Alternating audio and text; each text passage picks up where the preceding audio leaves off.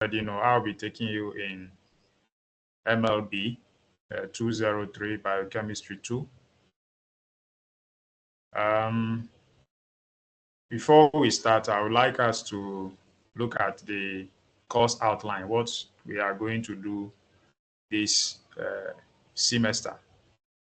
So let me make this full screen. So, okay.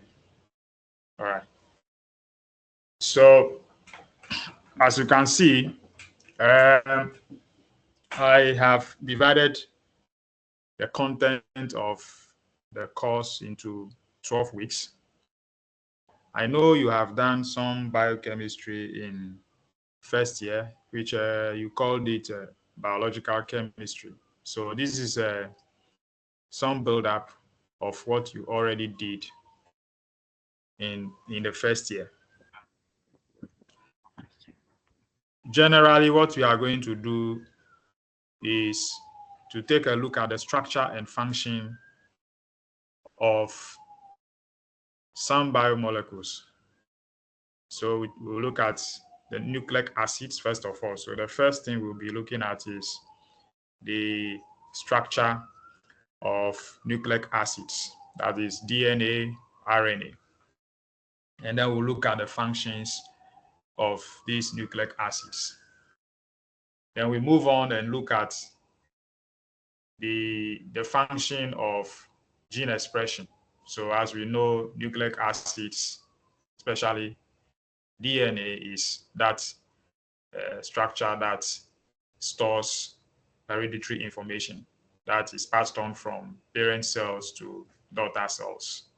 So the expression of it, that is protein synthesis, which protein can become either some enzymes, could become some neurotransmitters, could become just structural proteins, hormones in the body. We'll be looking at that function of nucleic acids, and also the regulation of the genes that are in these nucleic acids. So we'll look at some processes of gene regulation in prokaryotes, eukaryotes. Then we move on and look at the structure and function of hemoglobin. So hemoglobin being that molecule responsible for the transport of oxygen from the lungs to all parts, to all the other tissues in the body, and then taking out carbon dioxide out of the body. We'll be looking at that function of hemoglobin after we finish looking at the structure. Then we will also look at some what we refer to as hemoglobinopathies. So these are diseases, or let's say abnormalities, that can arise when you have some structural abnormality of hemoglobin. So we'll first look at abnormalities in hemoglobin pertaining to the structure of the protein in hemoglobin. So as we look at the structure of hemoglobin, you will find out that hemoglobin is made up of a protein part, that is the globin part, and then the prosthetic part, which is what we refer to as the heme. So you can have abnormalities in the structure of the globin, and then you can also have abnormalities in the structure of the prosthetic part, which is the heme. And what health conditions can arise from such abnormalities in the structure of these parts of hemoglobin. Then we will even look at what we refer to as biosynthesis. So the synthesis of hemoglobin in the body. Let's call it metabolism of hemoglobin. So the breakdown of hemoglobin, to be excreted out of the body in bile pigments. And then further, we'll look at some fundamental of endocrinology. We'll look at the endocrine system, the and these functions, the various hormones and the functions they carry out in the body. We'll look at some of these things. And then finally, we look at what we call biotransformation. In other words, metabolism of drugs. Sometimes it's being referred to as detoxification, but of course, it is not every time that the metabolism of drugs is, results into detoxification. In fact, in some cases, it rather causes toxification. So a substance that itself is not toxic can become toxic after metabolism. So we'll take a look at that. And then, of course, you already know the structure of your assessment. That is continuous assessment taking 20 marks. And that is to do with quizzes, tests, attendance, everything about participation in the semester. Mid-semester exams, which will take 20%, and then the exams, which will be 60%. So generally, I hope that over a period of, say, 10 to 12 weeks, it should be less than 12 weeks, maybe 10 weeks, we should be able to go over all of these things so that you can have enough time to prepare for your final assessment, which is the exam. So that is our plan for this semester. I hope everything is clear so far. Any questions? If there is any question, you can ask, or maybe you can save your questions after we are done. You can ask your questions, or you can also use the chat. So if you have anything you want to ask, you can write in the chat so that after we finish going over our lesson for today, we can look at what you have written in the chat, and then we will attend to them. After the lecture, I will share with you the course outline. I will give you the presentation for today. That is to guide you as to what to pay attention to, what to study. And then I will also share with you a book chapter on nucleic acids. And the reason I will give you the slides is because it should guide you to know what to read in the book chapter. If you have a book chapter that is as big as 50 pages, nobody is expecting you to go read all the 50 pages from the first page to the last page. But if you have the presentation, it will guide you as to what to read so that you don't get lost into all the literature, that all those number of pages that are given to you. All right, so we'll continue and go into today's lesson. Right, so today I want us to start with the structure of nucleic acids. Now, before then, I want you to understand that the exercise that we are going to undertake in biochemistry is that when we take a biomolecule like nucleic acids, all we are doing is to look at what are the components of these biomolecules. So it's like we are breaking it down to see the various parts of it.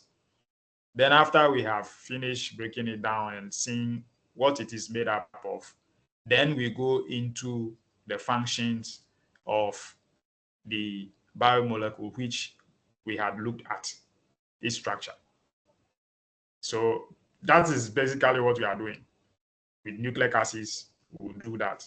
When we finish, we move on. We go to hemoglobin, we'll do same. And then after that, we go look at the process of metabolism of drugs, which is biotransformation. So it shouldn't be anything complex in your mind, giving you some kind of thinking that is so abstract. It is not. It's very simple. We take a biomolecule, we look at the structure, what it is made up of, basically, and then we move on and we look at the function of it. So we continue with today's own, which is nucleic acids. Now I know even in the second cycle in your senior high schools, you have already done things on nucleic acids. And even I think first year biological chemistry, you obviously did something on nucleic acids. Now, basically what you should know is that basic nucleic acids are divided into two. The ribonucleic acid, which is RNA, then deoxyribonucleic acid, which is DNA. So these are the two types of nucleic acids that we'll be looking at. We know that these nucleic acids, the DNA, are found in the chromosomes of the nuclei. So in the nucleus of eukaryotic cells, you have DNA. Of course, it is from also the nuclei that you have, say, the messenger RNA, bringing its code to the cytoplasm for its translation into proteins. So you can have messenger RNA also coming from the nucleic acids. Then the rest of the nucleic acids, the ribosomal RNA and the transfer RNA, those ones you find them in the cytoplasm. Now, just as if you take a human body or you take any biological living thing, you say that the basic unit of that living thing are cells. And even in first year, you did something on proteins. And you also say that proteins are made up of amino acids. So the basic unit of proteins are amino acids. Similarly, the basic units of nucleic acids is what is referred to as nucleotide. So we say nucleic acids are polymers of nucleotides, meaning that you have nucleotides being basic units that when they bond together, they now form nucleic acids. And because they are repeated units that are bound together, that becomes a polymer. So nucleic acids are polymers of nucleotides. Now let's go into what nucleotides are. Apart from the fact of knowing that these are basic units of nucleic acids, what are they made of? So we go into the structure of the nucleotides. Now, every nucleotide is made up of three main components. And these are a 5-carbon sugar. So you have a sugar which is having 5 carbons in it, 5-carbon sugar, also known as a pentose. And on that 5-carbon sugar, on the first carbon, you have a nitrogenous base. And then on the 5th carbon, you have a phosphate group. So again, nucleotides are made up of three main components. One, a pentose or a 5-carbon sugar. Two, a nitrogenous base. Three, a phosphate group. These are the three main components that make up a nucleotide. Now, for sugar, that is simple. Okay, even the simplest thing is a phosphate group, because that is an inorganic group. I mean, this phosphate group is that which is coming from phosphoric acid. It's simpler. I mean, this is just a phosphate atom with 4 oxygens around it. So not much to say about the phosphate group so much as to say about the nitrogenous base, the structure of it, and then the sugar. So what we'll do is that we are going to take these components one after the other and study them. So we'll take the nitrogenous base and look at what the nitrogenous base is made up of, the structure of it. Then we now look at the sugar, the structure of it. Then, of course, as for phosphate group, the structure is already there. As I said, there's nothing much to say about the structure of the phosphate group. This is an inorganic group coming from phosphoric acid. So let's go ahead and start looking at these two components, the nitrogenous base and the sugar. Now, so we take the nitrogenous base first. Now, the nitrogenous bases are divided into two main groups. These are purines and pyrimidines. Now, you'll find purines in both RNA and DNA, the two main groups of nucleic acids. You find the two purines in there. These two purines are adenine and guanine. You have already known these things even from SHS. Now, I want you to pay attention to these hydrogens that are shaded in all of them, these hydrogens, because we'll come to see what these represent, why these hydrogens are shaded here. So you keep that in mind, that there is hydrogen on N9, and that is for purines, and there is a hydrogen on N1 of pyrimidines, and these hydrogens were shaded. We'll come to the reason why these hydrogens are shaded. Now, I also want you to pay attention to the numbering of the carbons that are in the rings of these two groups of nitrogenous bases. Now, if you take purines, you realize that the two purines which we have, adenine and guanine, are made up of two rings fused together. First, a six-sided ring, and then a five-sided ring fused to that six-sided ring for purines.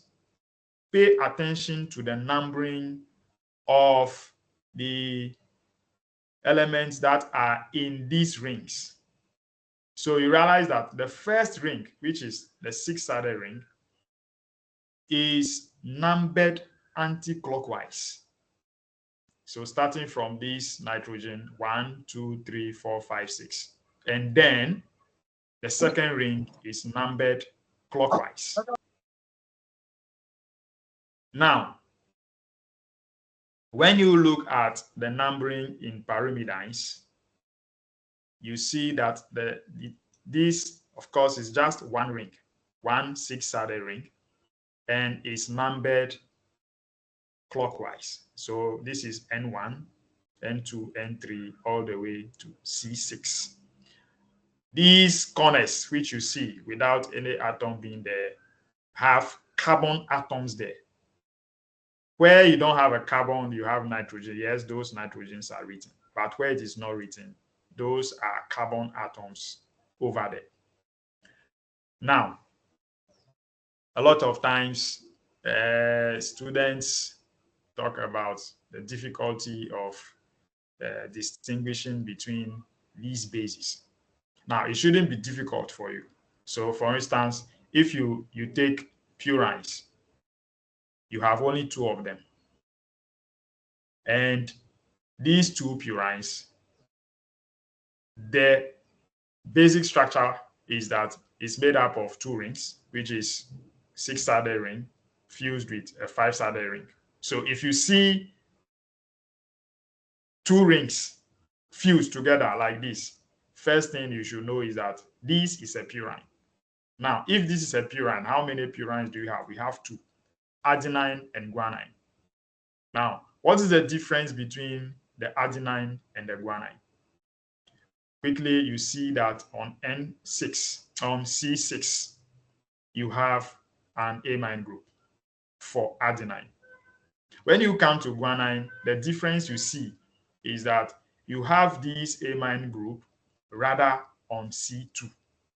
And in place of this amine group, which was on C6, you are rather having some cyclic ketone group.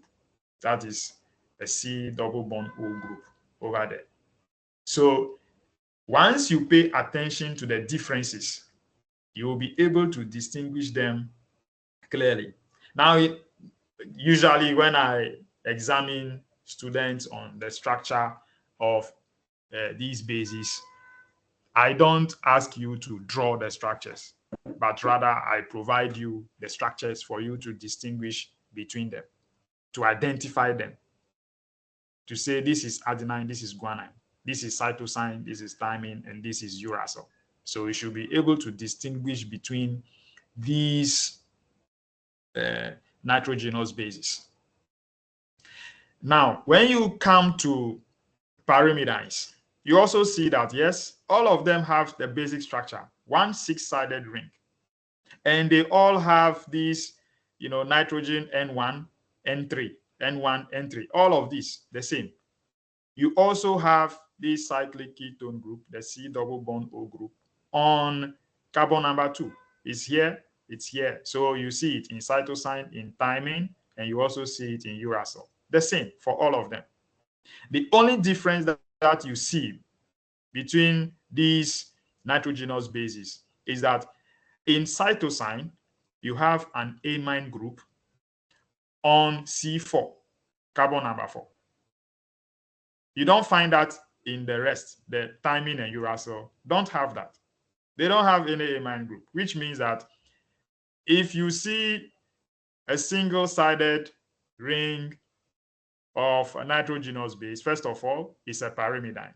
Now, if it's a pyrimidine, if it is having an amine group, C4, on C4, that's a cytosine, because none of these other pyrimidines have an amine group anywhere. So that's a cytosine. Now, there, when you look at thymine and uracil, what's the difference between them? Clearly, you can see that on carbon number 5, there is a methyl group, CH3, for thymine. You don't have that in uracil. In fact, uracil has no group on that C5. There is no methyl group on it. So you can distinguish between thymine and uracil as well.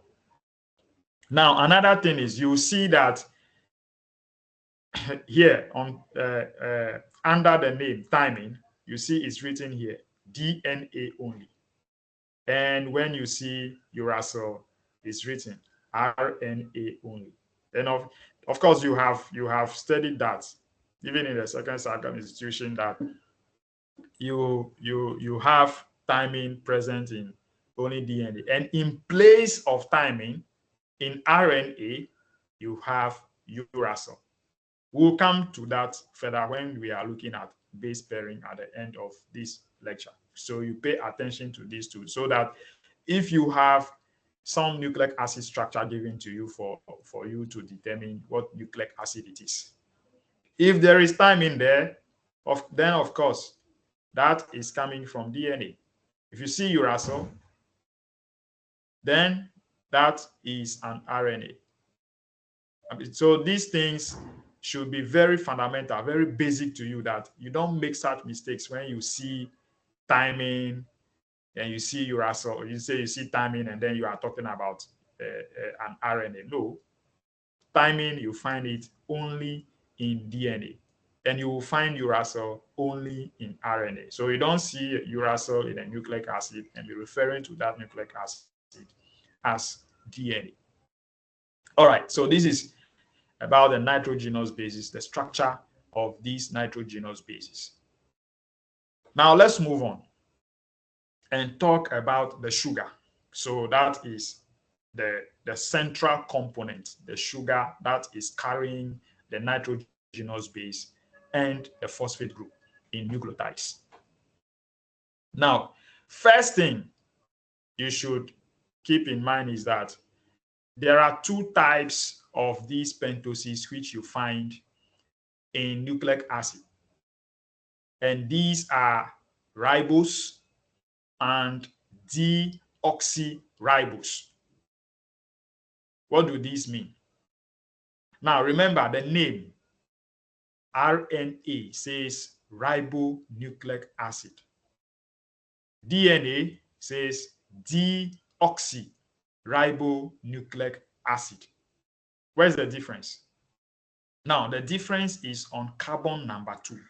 So if you look at these two sugars here, these two structures that you see here, they look similar. They look the same on carbon number 1. So you can see here too, you are having numbering of the carbon clockwise. So this is carbon number 1. This is carbon number 2.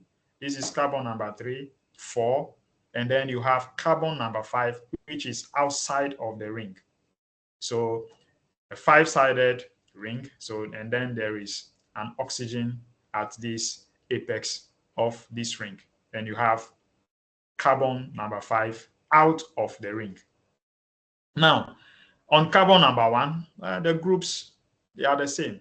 Even the orientation, the same. You have the hydroxyl group, hydrogen hydroxyl group. Now, when you come to carbon number 2, in fact, this is the only difference between ribose and deoxyribose. You see that on carbon number 2 here and carbon number 2 here. In ribose, you have a hydroxyl group. In ribose, you have a hydroxyl group. And you have here on carbon number 2 of deoxy, in place of that hydroxyl group, you have just hydrogen. So that's where the name is coming from, deoxy. If you don't remember it at all, you can say deleted oxygen, like oxygen is removed. So oxygen has been deleted or oxygen has been removed. That's why it's called deoxy. So on carbon number 2, you just have hydrogen. Here, there is that hydroxyl group. So that's the difference between the two sugars that you find. The ribose is what you find in RNA. And the deoxyribose is what you find in DNA. And that's where the names are coming from, ribonucleic acid and deoxyribonucleic acid. So we have looked at the structure of two components. First, we look at the structure of the nitrogenous bases, the different ones. And then now we have come to look at the structure of the sugar, which you find in nucleotides, which is ribose and deoxyribose. And I said earlier that the third group, which is the phosphate group, not really much to say about it because it's clear. It's just a phosphorus atom with 4 oxygen atoms bonded to it. And that's coming from phosphoric acid. It's an inorganic group. Not much to say about it. Now, we have just finished looking at these components. But in the structure itself, we find that these components are not just standing on their own. They are bonded together. So we want to look at how these components bind together. Now, when you take a carbohydrate, the bonding that you find between the monomers, the basic unit of carbohydrates, we call it glycosidic bonds. Just the same way as when you take proteins, you say the bonds that exist between the amino acids are peptide bonds, or sometimes being referred to as peptide linkages. Some will say some amine linkages. The same way in carbohydrates, the bond that you find between basic units is referred to as glycosidic bond. But in fact, any bond that a carbohydrate forms with another molecule is being referred to as a glycosidic bond. So what I mean by that is that if you take the sugar, the pentose, that five carbon sugar which you find in the nucleic acid. So this is ribose bonded to the nitrogenous base. You see that that bond is being referred to as a glycosidic bond. So it's a sugar on which you have a sugar that is having a bond with the nitrogenous base, and that bond between them is what is being referred to as the glycosidic bond. Now, how does this bond form? You see, this is ribose that we saw the structure earlier. And on carbon number 1, there was a hydroxyl group. And that hydroxyl group was shaded the same way as we saw in the nitrogenous base.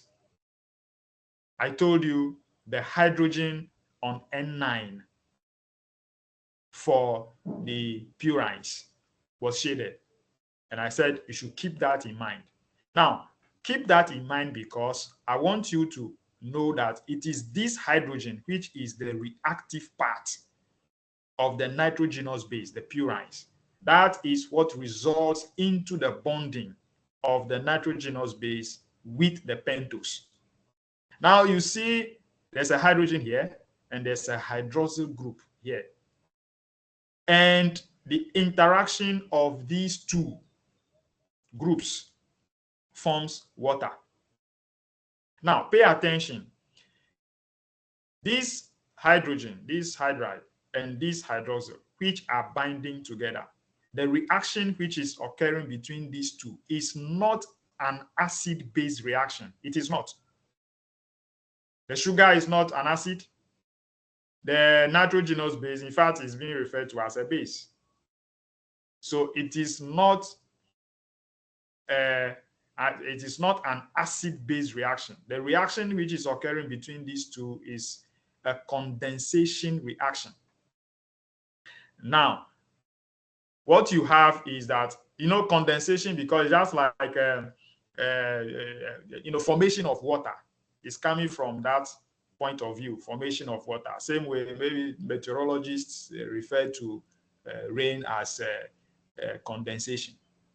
So this interaction that you are having between these two groups, again, keep in mind, it is not an acid-base reaction. Of course, I don't want to go back into the formation of these ring structures of pentoses, because that is out of the scope of this course, of this lecture. But keep in mind, the sugar is not a base, and the nitrogenous base too is not an acid. So you cannot be referring to this interaction as an acid-base reaction. Now, when there is a formation of water from these two groups, in that condensation reaction, you now have the bond being formed, the beta N glycosidic bond. I said earlier that the bond that the sugar forms with another molecule is being referred to as a glycosidic bond. Now you see something else in front of it, beta, and that too, you shouldn't be confused about it. Really, again, if you go into the formation of these rings, you know that the configuration of these sugars have alpha forms, beta forms. And in alpha forms, you have the hydroxyl group pointing downwards. In beta forms, the hydroxyl group are pointing upwards. So it only means that the sugar that had the interaction with the base to form the glycosidic bond was in a beta configuration. That is all what it means. It's pointing upwards, and the base is up there also with the hydrogen, so that you have this interaction between these two molecules. That's why the beta. Why N? N because the glycosidic bond which is being formed is between carbon number 1, C1 of the sugar, and a nitrogen atom, N. So the N is coming from this nitrogen. Remember, the bases are being referred to as nitrogenous bases. So this is where it's coming from, these nitrogens that are inside the ring of these bases is what makes them to be referred to as nitrogenous bases. In some cases, being referred to as nucleobases. So you see, N only means that the glycosidic bond, that is the bond that the sugar is forming, is on a nitrogen. That's all. So don't get confused about it. It's nothing difficult.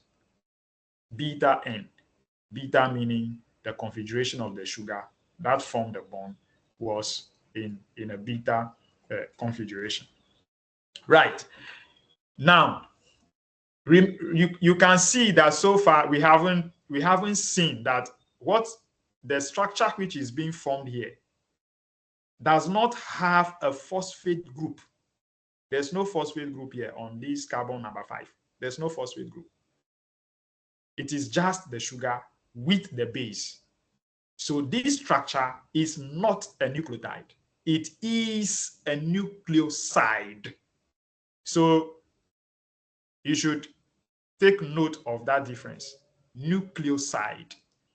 A nucleoside is formed when a nitrogenous base binds with a sugar. So you have a nucleoside, no phosphate group. So that is a nucleoside. Now, so far, that structure which we looked at earlier was with a purine. So it's a purine, it's having the 2 rings, because that is adenine, that is binding to the ribose sugar.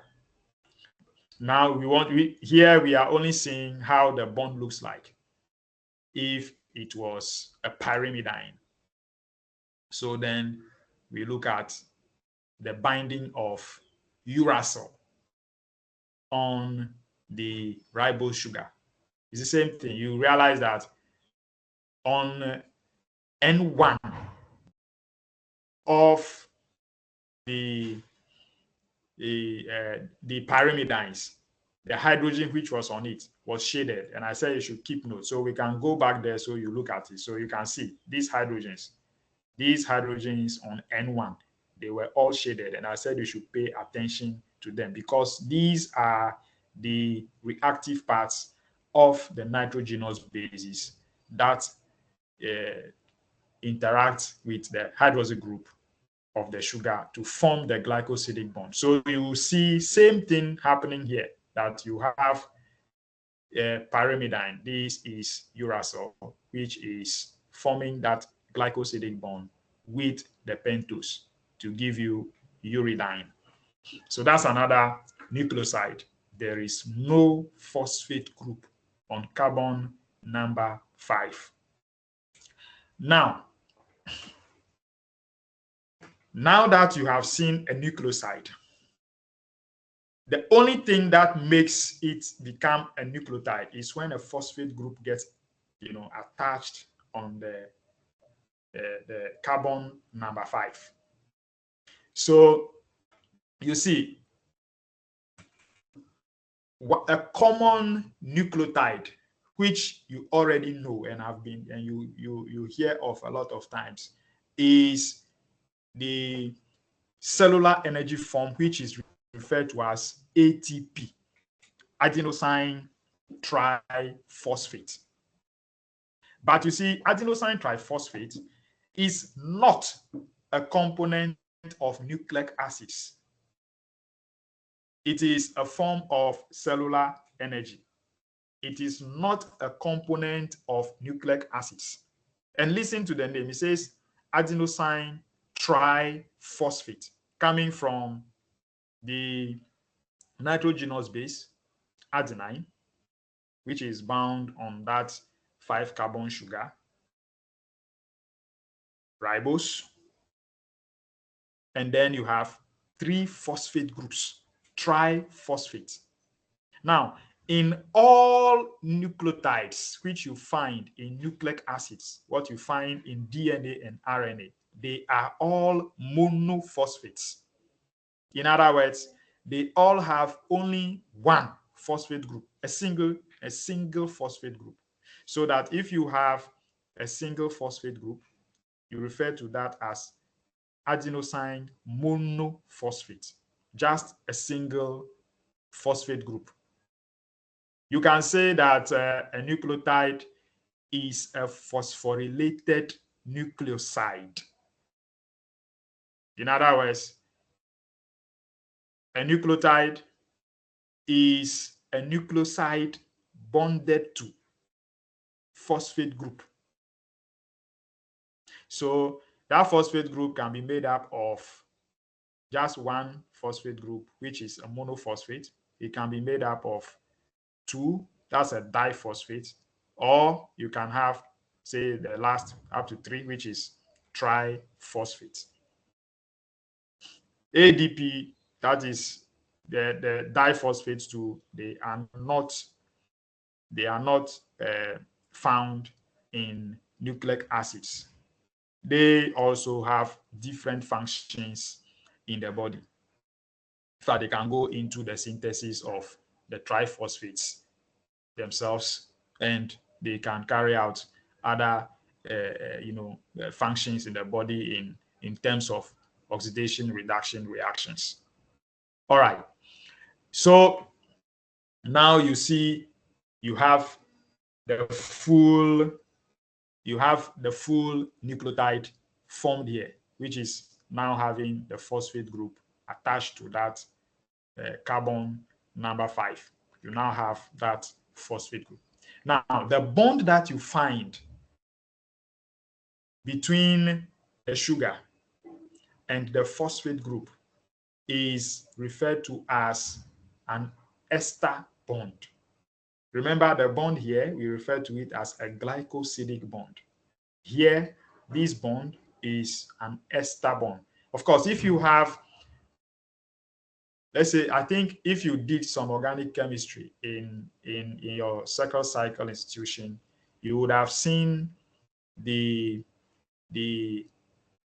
functional group of an ester being a carbon bonded to an oxygen, and then another carbon, which is having a double bond O group on it. And that will be an ester. In this case, you have in place of another carbon, phosphorus. But yes, still, that is an ester. Sometimes being referred to as a phosphoester. All right. So all of this, if we bring all of these together, say a summary of this, is that if you take DNA, so what you are looking at is the top. All these things here are found in DNA, and the ones down here are all found in RNA. So the summary of what we have done so far is that if you take, say, the bases which you find in DNA, they are adenine, guanine. Those are the purines. And the ones which you find, the pyrimidines that you find in DNA are thymine and cytosine. If you take these bases, if this base binds onto the deoxyribose, you have a deoxyadenosine. That is without a phosphate group.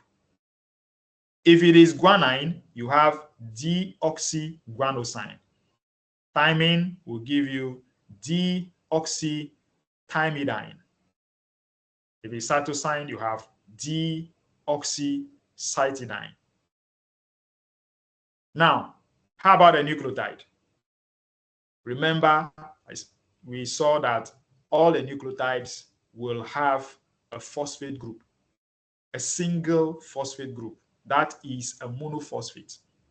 So that the nucleotide that is made with the base adenine will be deoxyadenosine monophosphate. Now remember, the phosphate group is on carbon number 5. That's why you see here is being written 5 prime. It only means that the phosphate group is on carbon number 5. So that when you see this number 2 in the name, don't get worried about it. 5 prime only means that the phosphate group is on carbon number 5 in the structure of the sugar.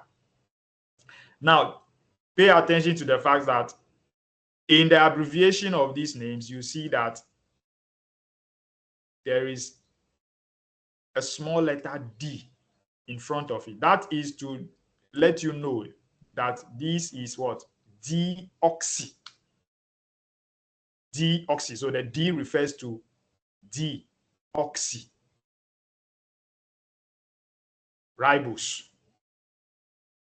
That is what you find in DNA, deoxyribose. So that when you see DAMP, you know that that nucleotide contains the sugar deoxyribose.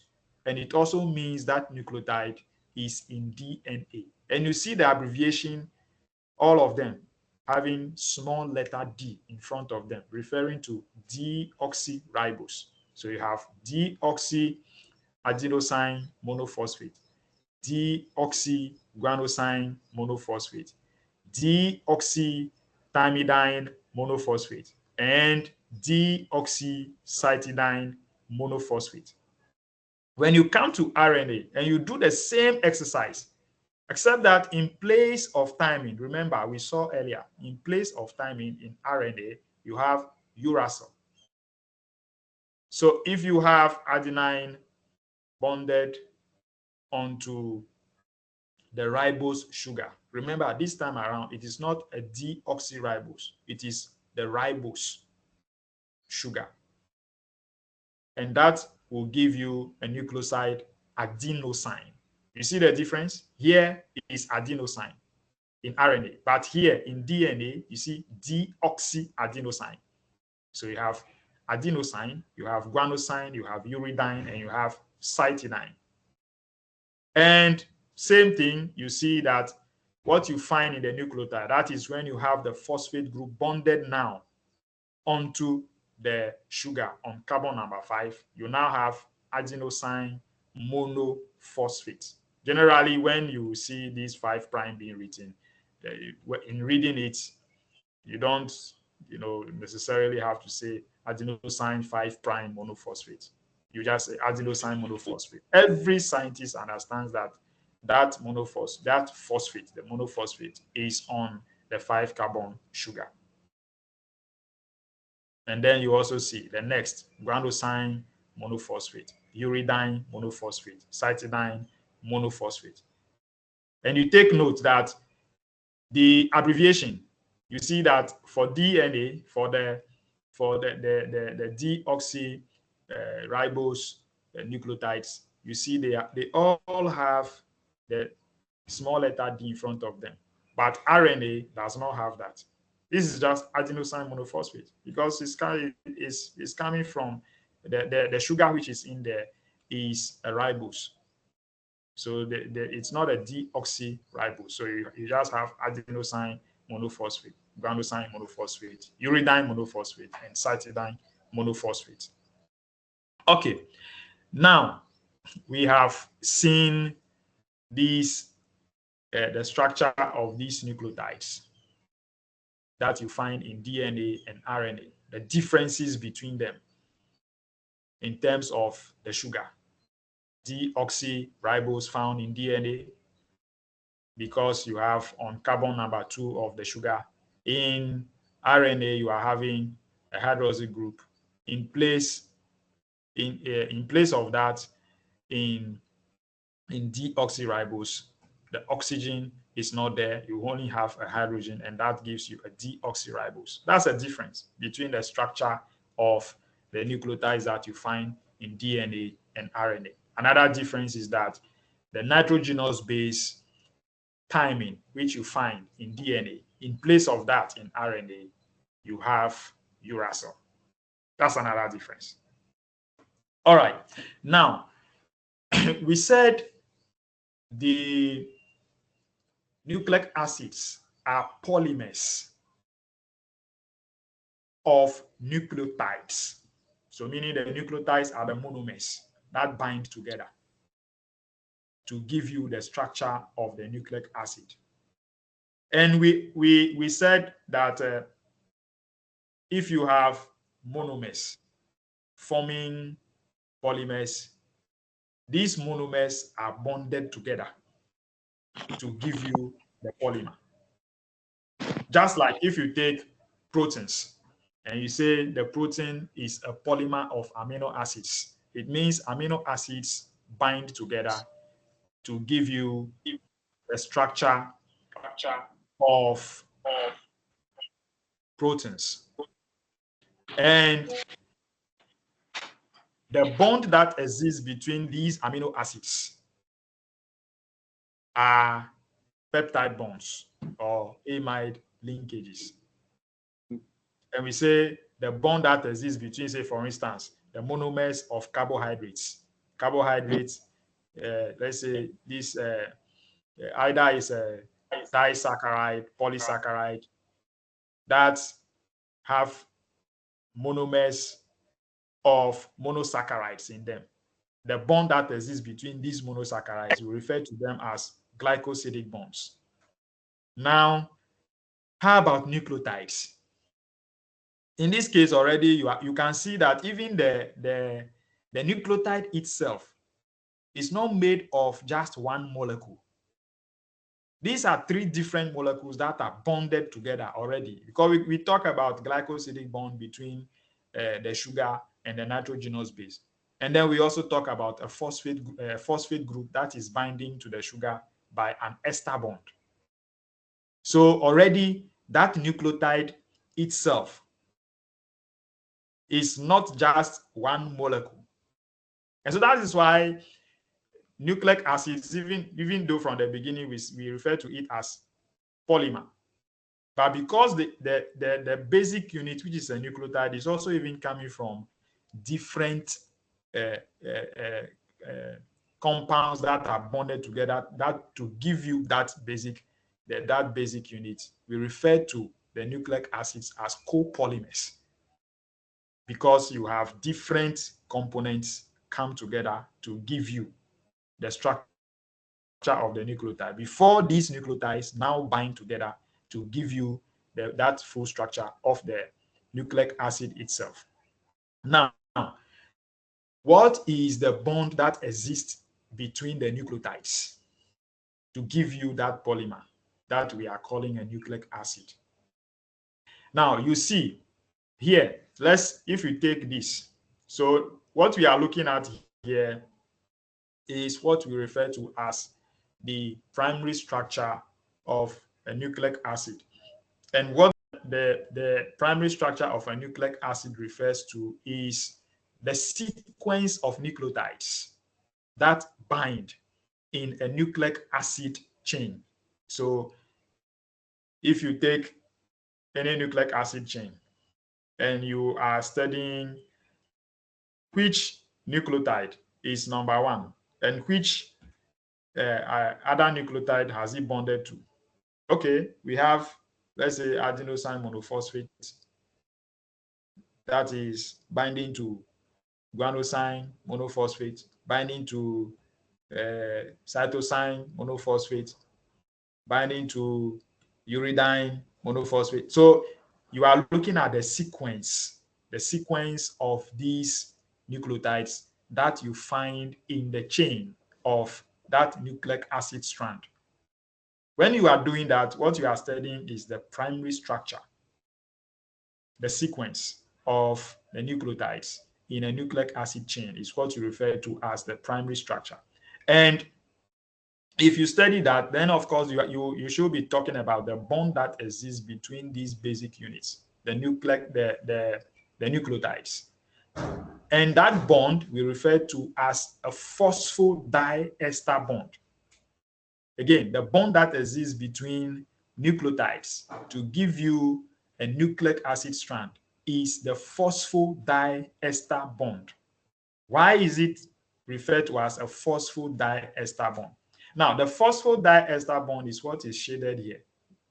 This, I don't know whether it is dark brown or almost orange color. So this shaded region is that phosphodiester bond. Now, remember, I explained to you that a bond which is having, say, carbon, oxygen in the middle with another carbon that is having a double bond on it. In organic chemistry, you studied earlier, you refer to that as an ester. Here, in place of that carbon, you have a phosphorus atom. So, and I said that even though like we refer to it as an ester bond earlier, I said sometimes it's being referred to as a phosphoester because in place of a carbon, you have this phosphorus. Now you can see that this bond is similar to the bond here. Now, this phosphate group is on carbon number 5. And the bond that it is forming with this nucleotide up here is with carbon number 3. So you see, when you are reading biochemistry, a lot of times you refer to the 5' end and the 3' end of nucleic acid chains. Now, this is where it's coming from. So you can see that you have this nucleotide, which is bonded to this. So adenine, this deoxy adenosine is bonded to another, deoxythymidine. That's a thymine, and that continues. So this bond you find here is the same type of bond you are finding here. The same type of bond you are finding here. That is what binds these nucleotides, and is being referred to as a phosphodiester bond because you have a phosphoester bond here with carbon number 5, and you have another phosphoester bond with carbon number 3 of the next nucleotide, so that the bond that exists between these two now becomes a phosphodiester bond. You have 2 ester bonds. This is one ester bond with carbon number 5 of this nucleotide, and this is another ester bond with carbon number 3 of this other nucleotide. So you have a phosphodiester bond between the nucleotides to give you a nucleic acid strand. Now, you also see that on the phosphate groups, you have these hydrogens shaded. So that's intentional, so that you can pay attention to the fact that I told you that this phosphate group is coming from phosphoric acid. Now, these hydrogens, at neutral pH in the body, these hydrogens are given out. Of course, remember that we are calling these things nucleic acids. So they give out hydrogen ions. And when they give out these hydrogen ions, these nucleic acids bind to metals such as sodium, so sodium ion, potassium ion, bind to these regions. So it's kind of replacement of these the hydrogen ions that are given out with these metals. Actually, that's like forming the salt of these nucleic acids, and that is more stable than having these hydrogen ions in place, because these hydrogens will always be given out because the whole structure is acting as an acid and will be giving out these hydrogen ions. And once they are bound and become salts with these metals, sodium, potassium, they become more stable. Right, so that is the bond between the nucleotides to give you a nucleic acid strand, the phosphodiester bond. Now, apart from that bond that exists between the nucleotides, the phosphodiester bond to give you the strand, you also have, so for instance, in DNA, we talked about that secondary structure. So what we saw earlier was a primary structure, a sequence of nucleotides. But in DNA, we know DNA is made up of a double strand. And these 2 strands, when they run antiparallel. And what antiparallel means that, so here we see that if you look at this structure, here you have 5' carbon being at this end. Here we have the 3 carbon being at this end. To have another nucleic acid strand bonding with these, having a bond between these nitrogenous bases, you have that in an opposite direction. You understand that much better. I think I just have to look for some video and show you, play, so that you will see what I mean by that. Sometimes when you look at these things, 2D like this is difficult. But if you see it 3D, you have a better understanding of what this means. But in the secondary structure, which also I'm sure you have seen, even in the second cycle institution, we say the secondary structure of DNA is a double helix. So you saw the helix structure of proteins. It's just like a ribbon. So if you have two strands forming two ribbons, we refer to that as a double helix. Now, in that double helix, you have the nitrogenous bases bonding together. And that bond that exists between the nitrogenous bases are hydrogen bonds. So there are two types of bonds that we have talked about so far. The first one we have talked, that is in terms of the structure of the nucleic acid. So far, we've talked about the one that exists between the nucleotides themselves, which is the phosphodiester bond. And now we are talking about the one that is existing between the nitrogenous bases in double strands that are hydrogen bonds. And these nucleic acid strands, we say they run anti-parallel in opposite directions. Right. Not to bore you so much with this, because I know you have done some of these things in SHS, even in first year, you have looked at it. So we'll leave it at that. Now, base pairing, this one too, I know you have done it, which is that we refer to something we say is Chagall's rule. And that Chagall's rule only says that each time you have adenine having that hydrogen bond or pairing with adenine or vice versa, adenine pairs with thymine. Of course, that is in DNA. And then you have cytosine pairing with guanine.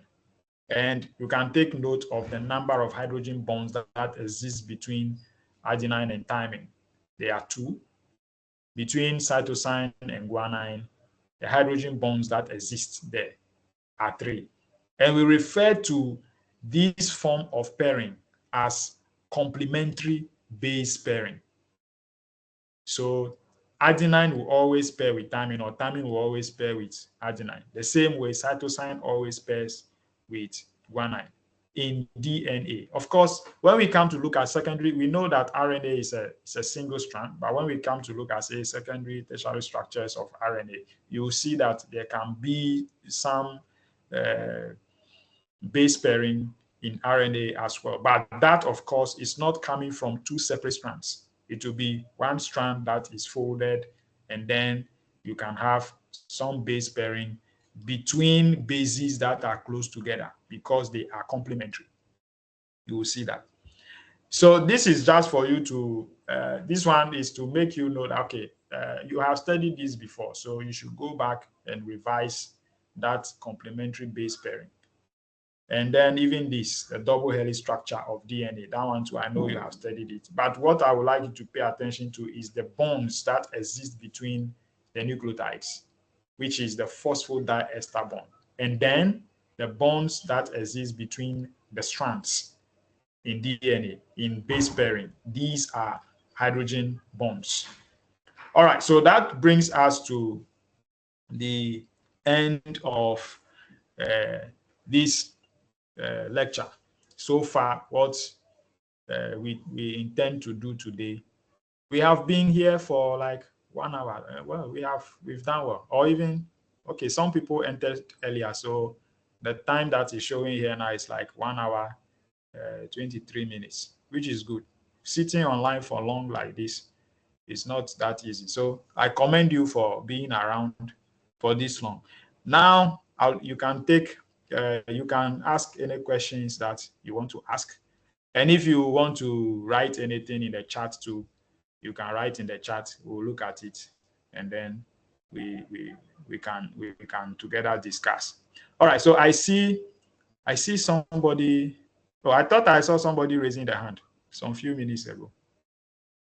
The person has put their hand down. So if there is any questions, any contributions, anything that you want to share with us, we are all ears. I think you can unmute yourself and speak. You raise your hand, I'll call you. You unmute yourself and you speak. So the floor is open.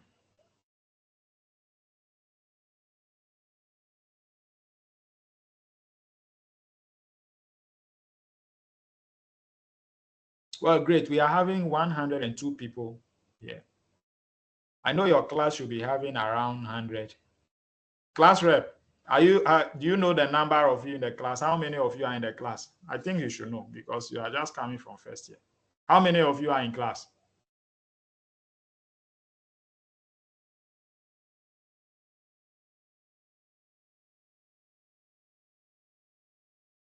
Where's the class rep?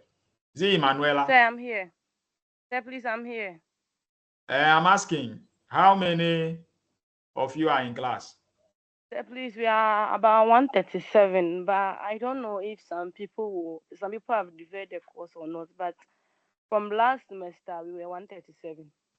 From one semester, okay, from 137. All right, we take it that maybe some people are pairing or they are three together watching somewhere. So, I mean, generally it's good if you have 100 plus. That's good participation. So it's fine.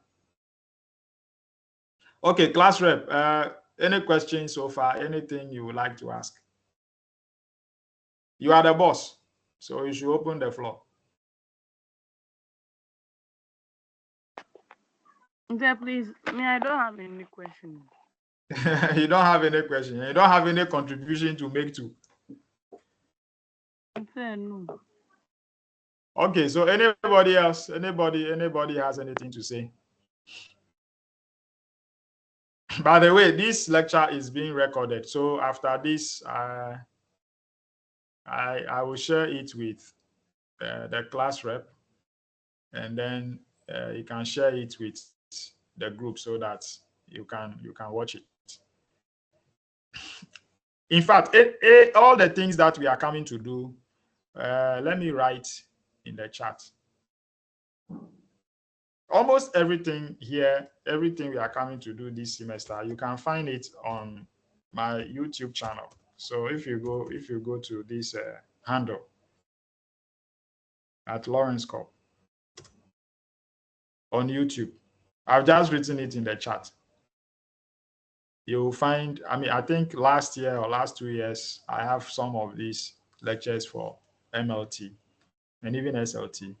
But you can go in, look out for yours, and you can watch them even before we come for classes so that you even have a better understanding of them. Maybe today's own too, I may put it there.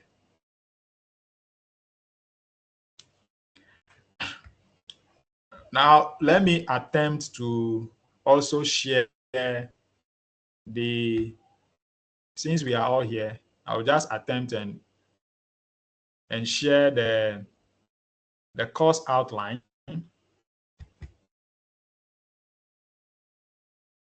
The course outline first.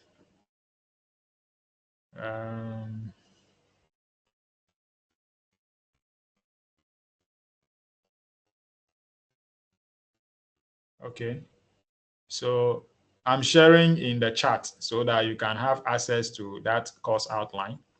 And then this is the slides, the presentation which we just listened to. That one too, I've shared it in the chat. And I'm also sharing a book chapter, something on nucleic acids, which you can read. So for the benefit of those who came in later, I said, if I give you a book chapter, it's not that you have to go and read everything from beginning to the end, because it can be a lot. That's the reason why I add the slide to it. So the slide will guide you on what to pay attention to, what to study, so that you use the slide. The slide will tell you that, okay, let me study the structure of nucleotides, and then under that, what to pay attention to. But the slides are just points. When you look at those points, you can read further with the book chapters that I share with you. So if you, I hope you can see the files that I have shared in the chat. No, sir. Okay, maybe it's still on the way. I've just shared them. They are in the chat, so you should be able to see. But when I wrote in the chat, can you see it? No, we can't see No, sir. can't see it. Or No, sir, go we to the can't see chat. it. Go to the chat. You will see. I have written there. So we are I have trying to open the written. phone. That is disabled. No, I mean before the files that I have sent, I have written my YouTube handle. I was talking about the fact that there are videos there on my YouTube handle, so you can go and watch them. And I wrote there the handle. Can you see that one? So we can see it. No. The chat. No, sir. I want you to write in the chat for me to see. To be sure that you are actually in the chat. Yeah, please. My chat has been disabled. I don't know if others are mine. I can't access it. I don't know if others even. I think that is why I can't see it. I didn't really hear what Emanuela said. Sir, I said my chat has been disabled, so I can't see what you wrote there. That Oh, button. It's not working. Yes, sir. We are all facing the same thing. Showed me where. I see. That's interesting that you can all not see. Not a single person can see the chat. Yes, sir. Please, we are not seeing it. Yes, sir. We can't. Yeah. Anyway, don't worry. Whatever it is, I will write to. I will send the files to the class rep so the class rep can share with you. Okay. Okay, sir. Okay, thank you, sir. All right. So if there is no question, no contributions, can I move the motion for the closure of our meeting for today? Any secondment? I see. All right. So one person seconds. Okay. So if that's the case, then let's bring our class to a close and so we meet next week. All the best. Thank you, sir. Thank you, sir. Thank you. Thank you, sir. All right. Thank you, sir. Bye. Thank you, sir. All right. Bye. Bye, sir.